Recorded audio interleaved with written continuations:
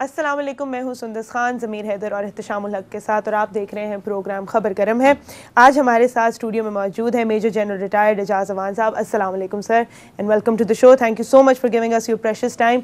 आपसे ही स्टार्ट करेंगे before we move on to other topic. सबसे पहले थोड़े पॉलिटिकल जो हालात हैं इस वक्त मुल्क के, इन पे अगर नज़र डाल ली जाए, और कुछ लीडर्स जो हैं पार्टीज़ के बाद प्रोमिनेंट, वो लीगल केसेस भी साथ साथ लड़ रहे हैं, और उसमें जो लेटेस्ट डेवलपमेंट है वो ये है कि अगर नवाज शरीफ की बात की जाए तो नैब से जवाब जो है वो कोर्ट ने तलब कर लिया है, और साथ ही मेडिकल रिपोर्ट्स भी जो है वो मंगवा ली गई हैं, क्योंकि नवाज शरीफ साहब की तबीयत जो है वो नासाज रही है।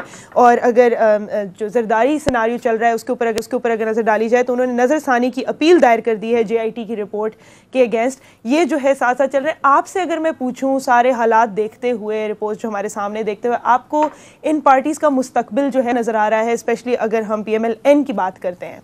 तो मैं समझता हूँ कि देखिए, इनकी जो लीडरशिप है वो एक ड्यू प्रोसेस के ज़रिए जुडिशल डिसीजन के बाद उनको मुजरिम ठहराया गया है, और उनको 10 साल एक केस में और 7 साल एक केस में सज़ा हुई है। तो वो 17 साल के लिए जेल जा चुके हैं, उनकी साहबजादी को सज़ा हो चुकी है, उनके दामाद को सज़ा हो चुकी है आफ्टर अ ड्यू प्रोसेस। और हम सब ने देखा, जिसे एतजाज़ एहसन और इस पाए के वकला कहते थे कि ये ओपन एंड शट केस है, इसमें इतनी देर नहीं लगनी चाहिए, लेकिन उसके बावजूद अदालतों ने 1.5 से पौने 2 साल लगाए उन केसेस को तफसील से सुना। उन्होंने जितनी सफाइयाँ और जो जो एविडेंस लानी थी वो पेश की, और उस सब को परखने के बाद अदालत ने सज़ा दी उनको, और आज वो 17 साल जो है वो मुजरिम करार पाए, और 17 साल की उन्हें सज़ा हो चुकी है जी। अब इसके बाद अगर कोई कहता है कि उनका पॉलिटिकल मुस्तकबिल क्या है, फिर उनको जो एसेट्स उन्होंने जाहिर नहीं किए उस पर नवाज शरीफ उम्र भर के लिए नाअहल हो चुके हैं।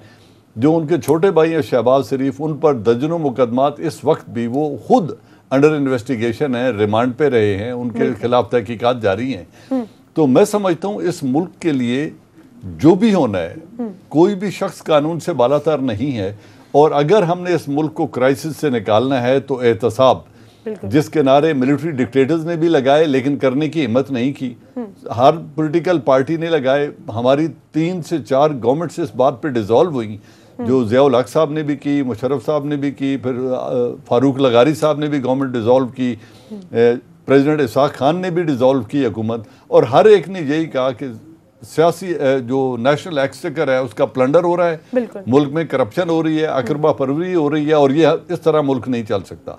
उसके बावजूद किसी ने इस होली स्टोन को टच करके छोड़ दिया, इसकी जरूरत नहीं की।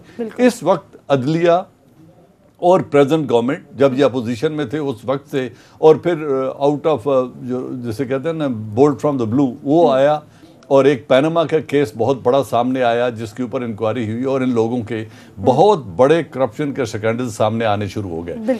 तो मैं समझता हूं कि इसको, ये प्रोसेस, इसको लॉजिकल एंड तक जाना चाहिए। तमाम सियासी ज़मात जिन जिन पर ये इल्ज़ामात हैं वो अपने आप को बेगुनाह साबित करें, और फिर भले मुल्क में सियासत करें, फिर मुस्तकबिल भी इनका है, सियासत भी इनकी है, लेकिन अगर इनका जुर्म साबित होता है तो इनकी सजा वही होनी चाहिए जो एक आम चोर या मुजरिम की। Rule of law should prevail, और बिल्कुल। अच्छा, मैं एहतशाम साहब, आज आपकी खुद भी तबीयत थोड़ी नासाज है, तो मैं आपसे पूछना चाहूँगी कि अभी जो नवाज शरीफ की जो नई रिपोर्ट्स भी सामने आई हैं, जिसमें पहले उनके दिल की बात की गई, अब कुछ किडनी का भी जो है उनका मसला सामने आ रहा है, आपको क्या लगता है रिलीफ जो है वो मिल सकेगा, और अगर मिल जाता है तो आगे हालात किस तरह चेंज होंगे पार्टी के लिए? मेरा ख्याल है सुंदस, ये बड़े प्लान करके उन्होंने ये सिलसिला किया है कि मेडिकल ग्राउंड के ऊपर जो है ना कोई रिलीफ किया जाए। मेरा ख्याल है मेरे बोलने से बेहतर है कि मैं जनरल साहब से ही सवाल करूं। जनरल साहब, आमतौर पे कहा जा रहा है कि ये जिस तरीके से आज हेयरिंग भी हुई है, अगरचे 6 फरवरी तक उनको मौका दिया गया कि दोबारा आए अपना केस लेके, लेकिन आमतौर पर लोग ये कह रहे हैं कि शायद उनको रिलीफ मिल जाएगा। सवाल ये है कि अगर एक लंबे अरसे के लिए जमानतों पे बाहर चले जाते हैं तो ये रिलीफ नहीं है।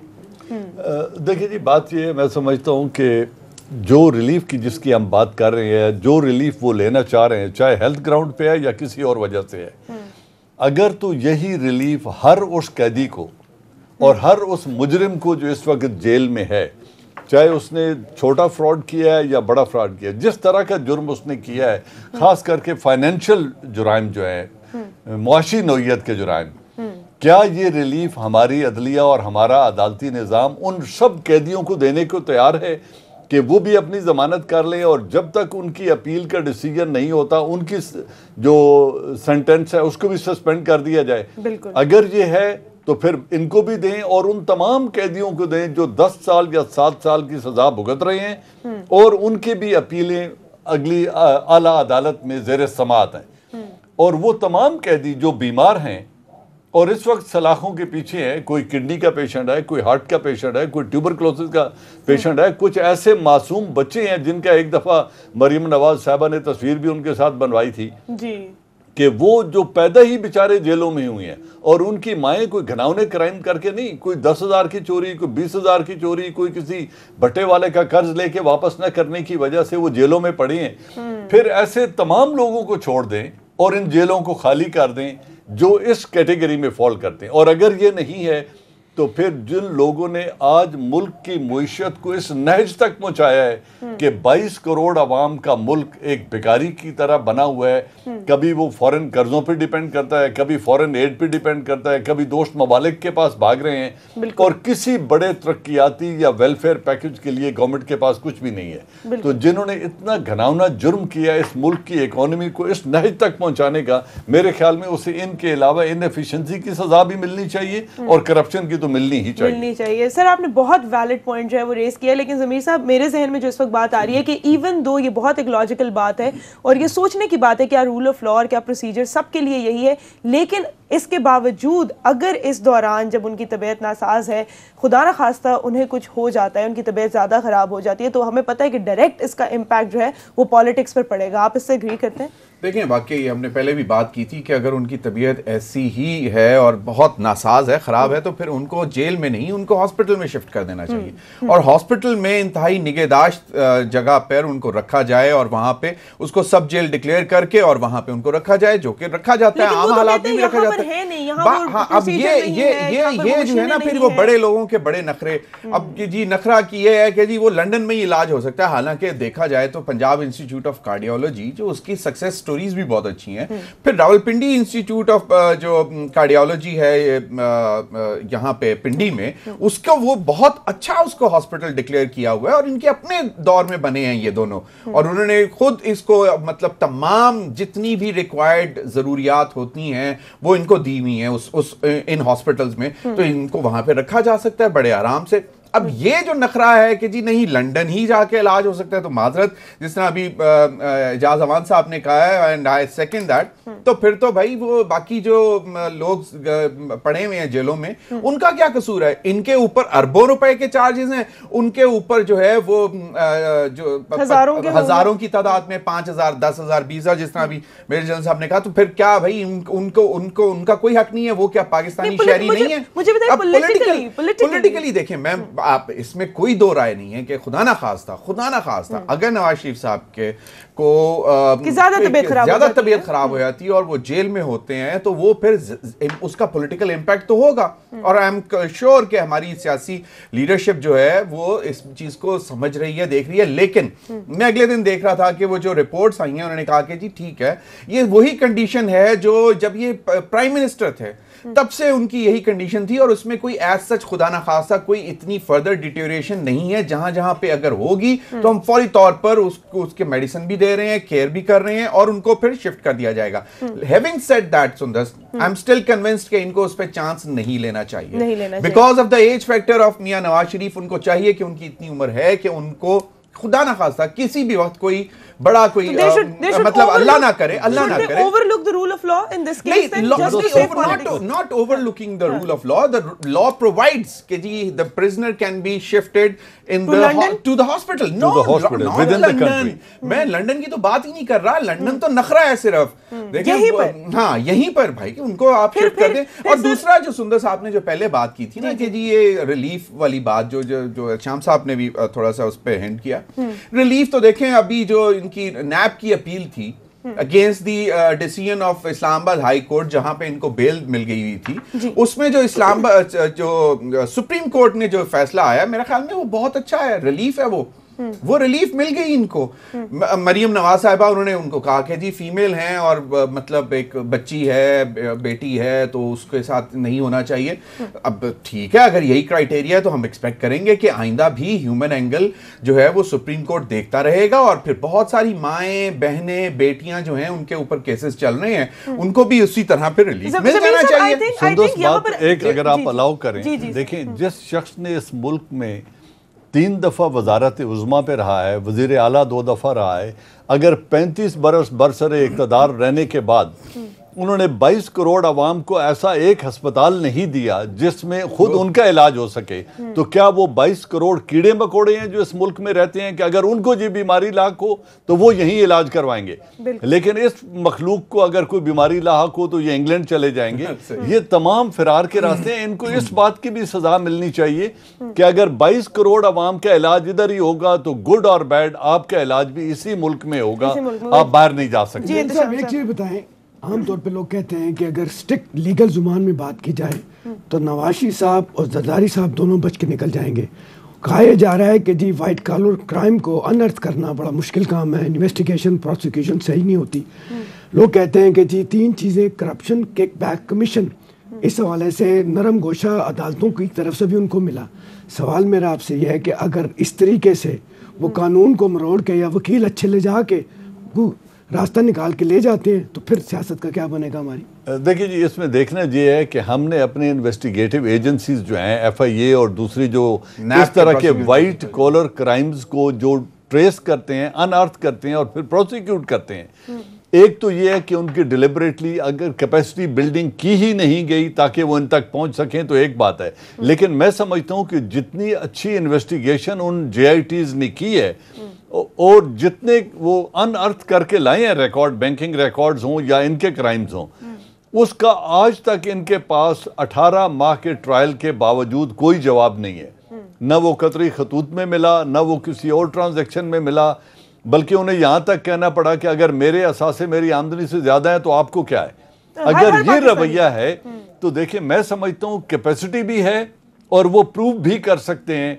सिर्फ देखना ये है कि उनको हुकूमत वक्त जो भी हो वो कितना लैटिट्यूड देती है और उनको अंडर विदाउट प्रेशराइजिंग देम उनको फेयर ट्रायल का या प्रोसिक्यूशन का कितना मौका देती है। मुझे पूरी उम्मीद है अपनी एजेंसी से और ये जितने भी अदारे हैं कि वो इन वाइट कॉलर क्राइम्स को न सिर्फ अनअर्थ कर सकते हैं बल्कि अदालत में प्रूव भी कर सकते हैं और इससे वो बच के लोग निकल नहीं सकते। सर मुझे प्लीज बताइएगा कि JIT का भी आपने मेंशन किया और आपने कहा कि वो बहुत अच्छा काम कर रही है, लेकिन the problem is that the position of JIT is very compromised, क्योंकि कभी कहा जाता है एडमिसिबल नहीं है, कभी कहते हैं कि इसके ऊपर कुछ डिपेंडेंट हो नहीं सकता। अब उसको चैलेंज भी जो है कर दिया गया, नजरसानी की अपील भी दायर कर दी गई है, ओमनी ग्रुप का जो केस चल रहा है, जो जरदारी का केस है। तो आप JIT को जो उनकी रिपोर्ट्स होती हैं कितना एडमिसिबल समझते हैं या कितना इंपॉर्टेंट समझते हैं? डू यू थिंक कि इससे बियॉन्ड कुछ होना चाहिए कि इनकी जरूरत नहीं है? सुंदर बात यह है कि देखिए, JIT is not a judicial judgement.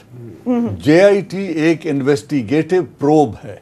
उन्होंने कुछ शवाहिद इकट्ठे किए हैं, उन शवाहिद ने जो टेस्टमनी है या जो ट्रायल है उसको स्टैंड करना है अदालत में कवानीन की नजर में। बिल्कुल। अब अगर एक शख्स जिसका फलूदा फरोश है और 2.5 अरब उसके अकाउंट से निकलते हैं और अल्टीमेटली JIT ये प्रूव कर देती है कि ये अकाउंट कहां से खुला और अल्टीमेट बेनिफिशियरी इसका कौन था, तो जुर्म तो प्रूव हो गया। अब अदालत ने उसकी लाइट में डिसीजन देना है। तो उन्होंने जितने अकाउंट्स ये निकाले हैं, और अब ये तो मेरे ख्याल में हर आदमी को जबानी याद हो गया है कि एक मुर्दा शख्स का अकाउंट निकल रहा है, एक फालूदे वाले का अकाउंट निकल रहा है, एक लेबरर का अकाउंट निकल रहा है, एक शख्स जो दुबई में मजदूर है उसका अकाउंट मुल्क में 2.5 करोड़ का निकल रहा है, खुद इनके ड्राइवर, खानसामे और कुक के अकाउंट निकल रहे हैं जो अल्टीमेटली इन्हीं के अकाउंट्स में जम होते हैं लेटर ऑन।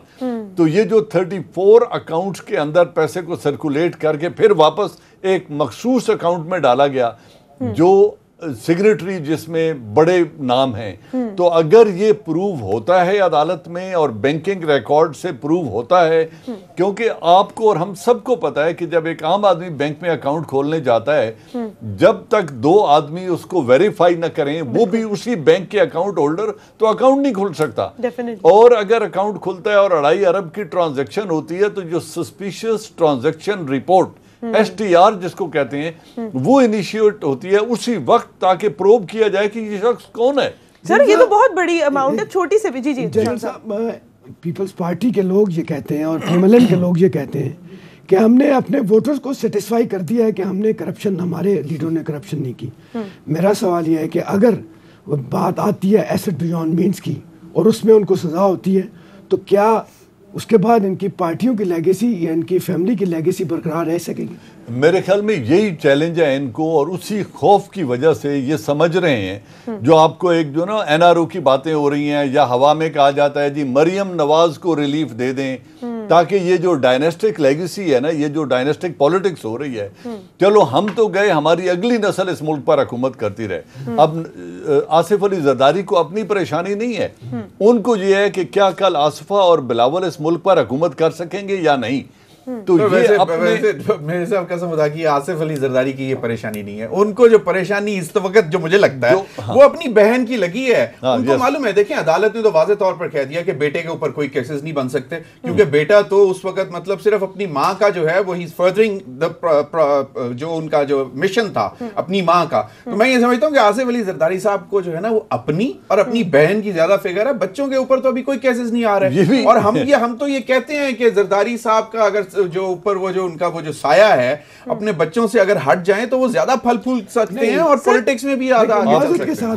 देखें बिलावल भुट्टो पे जो इल्जाम आ रहे हैं ना कि उन्होंने, ठीक है जब पैसा उनके पास आया था वो कोई पब्लिक फिगर नहीं थे, लेकिन ये सवाल तो ज़मीर आ सकता है ना कि आपसे पूछा जा सकता है कि भाई आपके अकाउंट में करोड़ों अरबों रुपए आ गया, कैसे आ गया, लीगल आया इलीगल आया, उसका तो उनको जवाब देना पड़ेगा। वो तो देंगे, वो तो उन्होंने कह दिया हुआ है। 26 साल की उम्र के बाद आज तक वो पिछले 5 साल के इन अकाउंट्स की स्टेटमेंट्स और चेक्स के ऊपर सिग्नेटरी हैं, वो साइन कर रहे हैं। तो अगर वो उस वक्त नाबालिग थे जब उन्हें ये इनहेरिट हुई दौलत, तो आज जब 26 साल की उम्र से लेके आज मजीद 5 साल गुजर गए, अब वो 30-31 के हैं, अगर इस उम्र तक वो उन अकाउंट्स को ऑपरेट कर रहे हैं तो अब ये जवाब भी नहीं है कि वो नाबालिग हैं और उन्हें शऊर नहीं है। उसमें अगर बढ़ा नहीं है और उसमें कोई इलीगल पैसे नहीं आए, मतलब जो उसके इनके समझने के बाद जब ये समझदारी में आ गए और इन्होंने साइन करना शुरू कर दिया। एक छोटी सी ब्रेक का टाइम हुआ है। इस वक्त पॉइंट ये है कि कोई भी जो ट्रांजैक्शन है, तो सर ने बहुत बड़ी अमाउंट बताई थी, I think so anything beyond even 10 lakh, तो आपसे पूछा जाता है कि कौन भेज रहा है, कहां भेजा, किस पर्पस के लिए ट्रांजैक्शंस हो रही है, और अगर ऐसी कोई सस्पिशियस ट्रांजैक्शंस हैं so you have to be answerable to them. एक छोटी सी ब्रेक का टाइम हुआ है, ब्रेक के वापस आके NRO की जो बात है इस पे हम यहाँ पे बात करेंगे।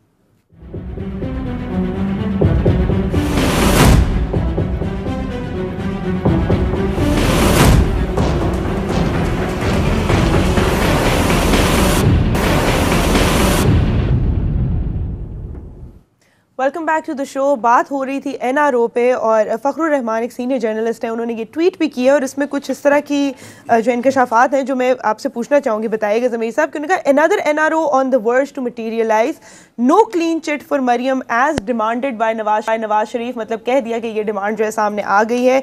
Nawaz Sharif, Dar and Hassan and Hussain ready to return the money, may be $10 billion। Turkish President Erdogan played a key role. Nawaz Sharif to fly to London on medical grounds. अब ये बहुत सारे जो हैं दावे हैं, क्या स्टोरी है इसके पीछे? अच्छा, वैसे सुंदर से इसमें बहुत सारे क्वेश्चंस हैं। एक तो ये कि $10 billion के हवाले से आई डोंट थिंक सो कि दिस इज स्टिल नेगोशिएटेबल, और वो कहा यह जाता है कि $2 अरब शायद वो देने को तैयार हो गए थे, लेकिन उस वक्त उन्होंने ये कहा कि जी थर्ड पार्टी से ले लें, हमारे ऊपर इल्जाम ना आए, क्योंकि अगर हम पैसे देते हैं तो इसका मतलब है कि इल्जाम साबित हो गया और हम मुजरिम साबित हो गए और इसलिए हमने पैसे दिए। अब वो एक मामला था, उन्होंने कहा जी नथिंग डूइंग, पैसे तो आपको देने पड़ेंगे और मान के देने पड़ेंगे कि आपने, तो अब वो उस पे ये बात हो रही है। और फिर नवाज शरीफ साहब ने ये भी सही है कि जी कोशिश उनकी है कि चलें ठीक है अगर हम ये सब कुछ भी कर लेते हैं, क्योंकि दोनों बेटों के साहबजादों का तो कोई मूड नहीं है, वो जो प्यारे से गोल मटोल से 2 साहबजादे हैं वो तो कहते हैं हमने सियासत करनी नहीं है, ठीक है। लेकिन नवाज शरीफ साहब को मरियम नवाज को नवाज शरीफ साहब खुद चाहते हैं कि वो लेगेसी लेके चले, और जिस तरह उन्होंने आपने देखा पिछले 4-5 साल में वो जिस तरह लेके चली, और फिर मुझे क्यों निकाला का नैरेटिव, फिर खलाई मखलूक का नैरेटिव जो है मरियम नवाज की तरफ से आता रहा, और वो सारा नैरेटिव बिल्ड किया गया कि मरियम नवाज को एज ए पॉलिटिकल लीडर और PMLN की लीडरशिप उनके हाथ में थमानी थी। लेकिन जाहिर बात है दूसरी तरफ हमजा शहबाज को तो वो मैं पहले भी कह चुका हूं कि वो डाइजेस्ट नहीं कर सकते, क्योंकि अब बहुत हो गया, 30-35 साल नवाज शरीफ साहब ने ही लीड की है PMLN को। अब वो ये नहीं देखना चाहते कि जी अगर चलें शहबाज शरीफ नहीं तो कम से कम हमजा शहबाज तो है कि एलिजिबल हो सकता। दूसरी बात जो है कि वो Nawaz Sharif to fly to London, मुझे इसमें भी मतलब डाउट्स लगते हैं, लेकिन बात वो है कि कम से कम 4-5 अरब रुपए वो भी डायरेक्ट और no clean chit to Maryam Nawaz, इस पे भी हम बाद में बात करेंगे। और टर्किश प्रेसिडेंट, क्योंकि फखरुर रहमान के बहुत ज्यादा इन डेप्थ सोर्सेज भी हैं तुर्की में, और वो खुद टर्किश लैंग्वेज भी बहुत अच्छी तरह बोलते हैं और टर्किश लैंग्वेज में रिपोर्टिंग भी करते रहे हैं वहां पे टर्किश टेलीविजन के लिए, और इस हवाले से मैं उनको चैलेंज नहीं कर सकता। हम ऐसा करते हैं कि फखरुर रहमान साहब हमारे साथ ही हैं, उनसे बात करते हैं और आगे जो है कहते हैं। अस्सलाम वालेकुम। वालेकुम अस्सलाम। बहुत बहुत शुक्रिया अपना कीमती वक्त हमें देखने का। ये अभी आप ही की ट्वीट पे जो है हम बात कर रहे थे, और इसमें जो अगर ये सब कुछ जो आपने कहा है ऐसा हो जाता है तो आई थिंक थोड़े से हालात जो हैं वो शायद बेहतर हो जाए नवाज शरीफ के लिए, जो रिलीफ ये फैमिली मांग रही है उन्हें मिल जाए। और आप क्या कहेंगे इस बारे में? देखिए, जहाँ तक रिलीफ का ताल्लुक है और जहाँ तक उनकी बीमारी का ताल्लुक है, तो थोड़ा सा मैं आपको पस मंजर बता दूं। 2000 में भी जब उनकी एहलिया मरहूम कुलसुम साहिबा अटक जेल में उनको मिलने के लिए गई थी, उस वक्त भी ऐसा ही कुछ सूरत हाल थी। मेडिकल ग्राउंड पे नवाज शरीफ को डॉक्टर्स ने बाहर ले जाने की एडवाइस दी थी, और उस वक्त भी नवाज शरीफ जो थे वो ऐसे गए थे। और मेरी खुद अटक जेल से बाहर निकलती कुलसुम साहिबा से बात हुई थी और उन्होंने इस बात की तस्दीक की थी कि डॉक्टर्स ने उनको बाहर ले जाने का कहा है मेडिकल ग्राउंड्स पे। आज भी कुछ सूरत ऐसी लग रही है। जो मेरा ट्वीट है उस पर मैंने यही कहा है कि एक और NRO तकमील के नहज पर, अभी ये NRO ऐसा हुआ नहीं है, लेकिन जो चीजें थी वो काफी हद तक फाइनलाइज हो चुकी हैं। लेकिन मियां नवाज शरीफ जो थे वो मरियम के लिए क्लीन चिट मांग रहे हैं, यानी कि मरियम को जो सजा हुई है वो भी माफ हो जाए, वो भी खत्म हो जाए। तो ऐसा बिल्कुल नहीं होगा, ऐसा किसी किस्म का कुछ नहीं होगा, ये मेरी इत्तलात हैं। और ये जो रूल है फखर, ये जो टर्किश प्रेसिडेंट के हवाले से जो आपने कहा ही फैसिलिटेटेड, और दूसरा $10 बिलियन, मुझे इसमें भी थोड़ा सा कुछ लग रहा है कि ये 10 बिलियन तो वो $2 अरब भी रो रहे थे, चीखते हुए देने को तैयार थे, तो 10 तो बहुत बड़ी बात है, तो 5-6 अरब में कहीं बात सेटल हो जाएगी। देखें, जो मेरी इत्तलात हैं वो यही थी कि चंद दिन पहले जो थी ये मामला तय पाए थे, और इससे पहले जब बातचीत हुई थी तो $2 अरब जो थे वो मियां नवाज शरीफ जो थे वो देने के लिए तैयार थे, लेकिन उस बात यहाँ पे एक्सेप्टेबल नहीं थी। और मियां नवाज शरीफ जो थे वो इनडायरेक्टली चाह रहे थे। वज़ीर आज़म इमरान खान जो थे उनका तुर्की का दौरा भी इसी पस मंज़र में तय हुआ था। एग्जैक्टली वहाँ पे 101 मीटिंग में क्या मामलात हुए इसके बारे में तो मैं कुछ कह नहीं सकता, लेकिन जो मेरे पास इत्तलात आई हैं उसमें ये है कि तुर्की के सदर जो हैं उनके साथ मियां नवाज शरीफ की फैमिली के बड़े अच्छे ताल्लुकात हैं। उनकी बेटी की शादी में भी वो गए थे, तो इसलिए एक हमदर्दी की रिक्वेस्ट जो थी वो आई थी और उसके ऊपर फिर काम हुआ, और अब मामलात जो थे वो तकरीबन तकमील पर पहुंच चुके हैं। और ये मरियम वाला मामला जो है इस पे मामला फंस गए हैं और इसके ऊपर कोई डील नहीं होगी, ये वाज़े तौर पर कह दिया गया है। और मियां नवाज शरीफ के बहुत करीब एक शख्सियत हैं जो कि इस सारे मामलात को देख रहे थे काफी अरसे से, और अब भी वही देख रहे हैं। तो अब उनकी जो मेडिकल की दरखास्त थी वो हाई कोर्ट में चली गई है, और उसके ऊपर क्या फैसला सामने आता है उसके बाद ही पता चल सकेगा, लेकिन जो अभी बात है वो यही है। फकर ये बताएंगे जो करीबी आदमी हैं मरियम साहबा के, जो समझी है तो नहीं है।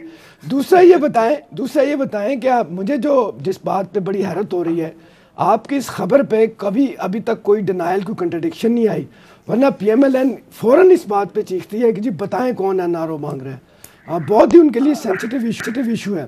तो इससे तो लगता है कि मामला जो आप कह रहे हैं उस तरफ जा रहे हैं, लेकिन सवाल वही है कि कितने पैसों पे जाएंगे। कुछ लोग कहते हैं 2 बिलियन तो पीनट है, कुछ कहते हैं 4 बिलियन पीनट है। कुछ लोगों का ख्याल है कि जी आप ये क्यों आप इनको रख रहे हैं, अस्पतालों में खर्चा हो रहा है, सिक्योरिटी का मामला है, जाने दें, जो मिलता है ले लें। आपको लगता है कि अल्टीमेटली जो मिलता है लेने पे बात बन जाएगी?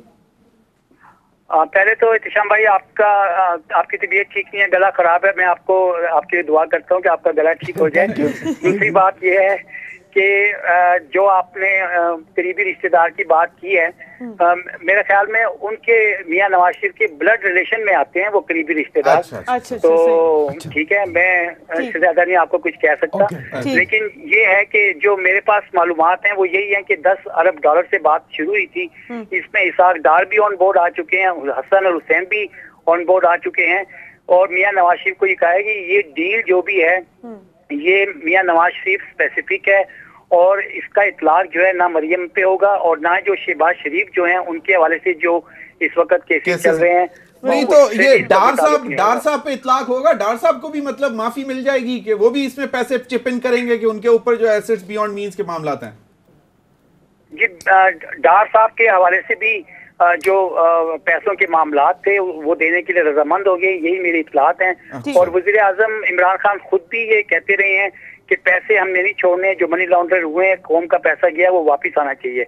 इस वक्त मुल्क को पैसों की जरूरत है, ये पैसे वापस आ जाते हैं। लेकिन जहाँ तक बहुत बहुत शुक्रिया फखरुल रहमान साहब, आपने जी इत्तिशाम साहब से यही सवाल जनरल साहब, ये अप्रैल 2016 से ये मामला शुरू हुआ था और जरदारी साहब का थोड़ा सा पहले शुरू हुआ है। अगर ये सब कुछ ही होना था तो 3 साल कौम के जाया हुए, कितना पैसा जाया हुआ, हमारी सियासत कहाँ से कहाँ चली गई। इसका मतलब है कि अल्टीमेटली कुछ भी हो सकता है इस मुल्क में। पैसा रिकवर करना सॉरी मैं इंटरप्ट करूंगी, एक छोटी सी ब्रेक का टाइम हुआ आपसे इस ब्रेक के बाद।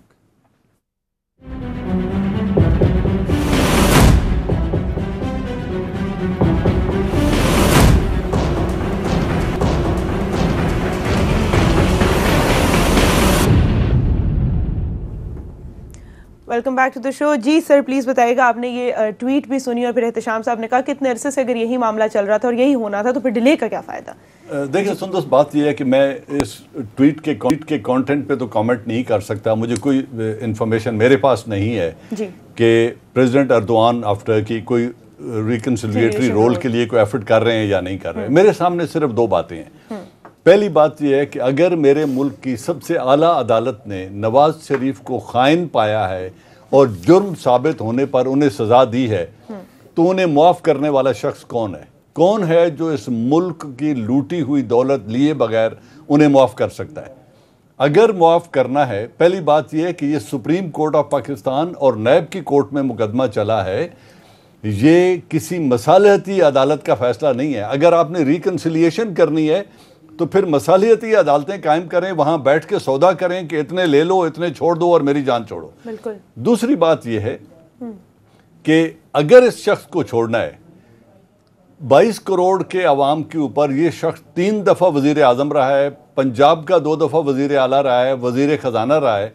अगर इन्होंने 35 वर्ष मेरे वतन को लूटा है तो पहली बात यह है कि लूटी हुई दौलत $10 बिलियन वापस करने को तैयार हैं, तो ठीक है। ये ना इमरान साहब की ज़ाती जायदाद और दौलत है, न किसी MNA MPA की जाती दौलत है। ये पाकिस्तान के 22 करोड़ अवाम का अमानत थी जो इनके पास रखी गई और उन्होंने हल्फ उठा के उनके वोट की वजह से इसके अमीन बने थे। अगर लूटा है तो पूरी कौम से टेलीविजन के ऊपर आके बैठ के माफ़ी मांगे कि आपने मुझे वोट दिया, पार्लियामान में भेजा, मैंने हल्फ उठाया और मैं 3 दफ़ा आपका वज़ीर आज़म रहा, मैंने बददियानती की, मैं आपके पैसे वापस करता हूँ और सियासत से तौबा करता हूँ। अगर ये माफ़ी मांगते हैं पूरी कौम से, बेशक कौम इन्हें मुआफ़ कर देगी, लेकिन 10 बिलियन और 12 बिलियन, देखिए डेली टाइम्स लंदन में लिखता है कि इनकी 102 जायदादें हैं लंदन में। उन 102 जायदादों का क्या होगा? कहाँ से वो बनी? अगर वो प्लंडर का पैसा है तो मेरे वतन को वो सरेंडर करें। ये $10 बिलियन जो देना चाहते हैं ये दें और कौम से माफी मांग के बाहर चले जाएं। रही बात एक एक्सेप्शन की बात है मरियम नवाज की। देखिए Maryam Nawaz public office holder नहीं रही हैं, लेकिन उनको अदालत ने सजा किस बात की दी है कि जब उनसे गवाही मांगी गई तो उन्होंने हल्फ उठाकर झूठी गवाही दी अदालत में और फोर्ज्ड डॉक्यूमेंट्स, कैलिबरी फंड का केस हम सबको याद है। मेरे जनरल साहब वो जो प्रूव हो गया कि she is a beneficiary owner, मतलब वो भी एस्टैब्लिश हो गया, झूठ भी साबित हो गया, बेनिफिशियरी ओनर भी साबित हो गई और ये भी साबित हो गया कि उन्होंने हल्फ के तहत झूठी गवाही दी है अदालत में, उनको एनआरओ दे के आप इस मुल्क पर उनको फिर इक़्तिदार के लिए, वैसे ये बड़ी दिलचस्प बात है। वैसे मैंने रिक्वेस्ट की थी कि अगर ये जो बात हो रही है कि ये बिल्कुल मैं समझता हूं कि ये जो जनरल साहब ने बात की है कि ये तो अगर होना है तो ऐसे ही होना चाहिए, और मरियम नवाज के लिए कोई छूट नहीं है, कोई क्लीन चिट नहीं मिल सकती। अगर वो हमारे प्रोड्यूसर बता दें कि वो मरियम नवाज साहिबा ने जो खुद 2 क्लेम किए हुए हैं पब्लिक टीवी पे बैठ के, मतलब टीवी पे पब्लिक के सामने, और सारा वो अगर हम सुन लें तो फिर उस पर जरा थोड़ी सी बात करते हैं। जी, मेरे नाम पाकिस्तान में कोई प्रॉपर्टी नहीं है, ये तो इंग्लैंड की बात है। मेरी तकरीबन 1 अरब के तकरीबन कोई 90-95 करोड़ के असासे हैं। ठीक। और मेरा जो कि मैं डिक्लेयर्ड है, हर साल जो है मैं अपनी बाकायदगी से अपनी टैक्स रिटर्न्स फाइल करती हूँ, जिसका एक सबूत मैंने अदालत में दिया है। ये देखें बात, जनरल साहब मुझे ये बताएं कि जहां पे वो कहती हैं कि मेरी पाकिस्तान बाहर तो क्या पाकिस्तान में कोई प्रॉपर्टी नहीं है, और चंद सालों बाद वो कह रही हैं कि मेरे कोई लगभग 1 अरब या 95-96 करोड़ रुपए के एसेट्स हैं। अब मुझे एक बात बताएं कि ऐसी खातून को क्लीन चिट देनी चाहिए हमें? देखिए ज़मीर, बात ये है कि क्लीन चिट एक है उनकी पर्सनल कैपेसिटी में। अगर उनकी कोई ये सज़ा प्राइम मिनिस्टर ऑफ पाकिस्तान या प्रेसिडेंट ऑफ पाकिस्तान मुआफ़ करना चाहता है तो देखें वो मुआफ़ कर दें, लेकिन मुआफ़ करने की कंडीशन क्या है? क्या आप उन्हें एलिजिबल करार दे रहे हैं इस मुल्क में सियासत करने के लिए कि वो भले झूठ बोलें, बददयानती करें, लेकिन इस मुल्क में वो सियासत करना चाहती हैं, बाप की मरूसी सियासत लेके चले तो कॉन्स्टिट्यूशन में फिर वो जो शिकें हैं सादिक और अमीन की वो खत्म कर दें, और इनका जुर्म होने के बावजूद इनको माफ करके कौम पर दोबारा नाफिज कर दें। लेकिन अगर वो कवानीन की शिकें मौजूद हैं, पर्सनल कैपेसिटी में माफ कर दें, लेकिन सियासत के लिए नैब लॉ को अगर वो यूज करके प्ली बार्गेन में पैसा दे सकते हैं, वो कहें जी कानूनी तौर पे हमने ये कम कर लिया। देखिए उसमें जो प्ली बार्गेन का कानून है, इसमें एक चीज बड़ी वाज़ेह है, मानते तो हैं कि उसमें ये है कि मैं इस जुर्म को एक्सेप्ट करता हूं, मैं जो मुजरिम साबित हो चुका हूं, अब मेरे साथ ये पैसा वापस ले लें और मुझे छोड़ दें, तो उसमें ही is deemed to have been convicted. बिल्कुल sir, before the time ends मैं आपसे प्लीज कमेंट लेना चाहूंगी कि फाइनली 17 साल की जो ये जंग थी, ऐसा लग रहा है कि इट इज रैपिंग अप। इसके अंदर पाकिस्तान का सबसे वाइटल रोल है जो कि तालिबान और अमेरिका के बीच में चलती रही थी, और फाइनली दे हैव डिसाइडेड कि रिट्रीट कर जाएंगे उनके ट्रूप्स। आपको क्या लगता है कि आगे क्या रोल जो है वो पाकिस्तान का अब तक रहा है, आगे क्या होगा, और ये सिचुएशन क्या फाइनली एक पीसफुल उसमें एंड होगी? सुंदर देखें, ये एक बड़ा कॉम्प्लिकेटेड इशू है। पहली बात ये है कि इस रीजन में इससे बड़ी डेवलपमेंट इस वक्त स्ट्रेटेजिक और पॉलिटिकल डेवलपमेंट और कोई भी नहीं हो रही इससे बड़ी, इस मैग्नीट्यूड की। उसमें पाकिस्तान का रोल बड़ा कलीदी है, लेकिन ज़ल्मे खलीलजाद इनिशिएटिव और जिसमें पाकिस्तान मुआवनत कर रहा है, और मुल्ला ब्रदर का रिलीज जो है, इसको सब एक्नॉलेज कर रहे हैं कि पाकिस्तान ने इस मुश्किल से निकालने के लिए अमेरिका की मदद कर दी है। लेकिन अब इसके बाद जो आगे चैलेंजेस हैं वो इतने बड़े हैं कि अगर उन चैलेंजेस के लिए बर वक्त स्ट्रेटजी ना बनाई गई और उनको हल करने के लिए सेफ गार्ड्स न लिए गए तो फिर एक बड़ा टर्मोइल होगा अफगानिस्तान में। क्या है? What will we have to face? देखो, पहले चैलेंज सबसे बड़ा ये है कि इंटर अफगान डायलॉग, ये जो गवर्नमेंट है इससे और नए इलेक्शन से पहले जो नेशनल गवर्नमेंट या जो इंटरिम गवर्नमेंट बनेगी, क्या उसमें तमाम एथनिसिटी को एतमाद में लेकर कोई ऐसी नेशनल गवर्नमेंट बनाई जा सकती है जो सबको काबिल कबूल हो 2 या 3 साल के लिए, ताकि उसके बाद इंतखाबात करा जाएं। दूसरा इशू जो सबसे बड़ा है, इस वक्त अफगानिस्तान की 1.5 लाख आर्मी है जो अपनी तनख्वाहों तक के लिए अमेरिकन इमदाद की मरहूने मिन्नत है। क्या उसको मजीद 3 साल तक अमेरिका तनख्वाहें देता रहेगा, उनको सस्टेन करेगा? अगर वो सस्टेन नहीं करता तो ये फौज डिसइंटीग्रेट हो जाएगी। अफगानिस्तान जैसे छोटे मुल्क को 1.5 लाख आर्म्ड फोर्सेस की जरूरत ही नहीं है, और उनकी इनएफिशिएंसी तो 17 सालों में साबित हो चुकी है। हिंदुस्तान का क्या बनेगा जिसका लोगों ने मान लिया कि अफगानिस्तान में उसका कोई रोल नहीं है? लास्ट पॉइंट, नेक्स्ट चैलेंज ये है कि जो इस वक्त मिलिट्री हार्डवेयर अफगानिस्तान में मौजूद है, 5 बेसेस हैं और बहुत ज्यादा आर्म्स एंड एमुनिशन और मिलिट्री हार्डवेयर मौजूद है। अगर इसको अमेरिका सेफ तरीके से इस मुल्क से बाहर नहीं ले जाता तो ये आइंदा 20 साल जंग लड़ने के लिए इस मुल्क में काफ़ी है, बहुत बड़ा एक ज़ख़ीरा है जो पड़ा है। अगर इनका इंतज़ाम न किया गया तो हालात कोई भी करवट ले सकते हैं और कुछ भी हालात ख़राब हो सकते हैं। इसके बाद और चैलेंजेस हैं, लेकिन आपके पास सर, वक्त कम है। हमारा अब रही बात हिंदुस्तान की, हिंदुस्तान को खुद अमेरिका ने साइड पे कर दिया है। उनका कोई बड़ा रोल अफगानिस्तान में नहीं है। बिल्कुल। उनकी investment is peanuts as compared to the proposed Chinese investment. Thank you so much for giving us your time, your precious opinions. Time हमारा जो है बिल्कुल खत्म हो गया। आपसे मुलाकात होगी इंशाल्लाह कल, तब तक के लिए अल्लाह हाफिज।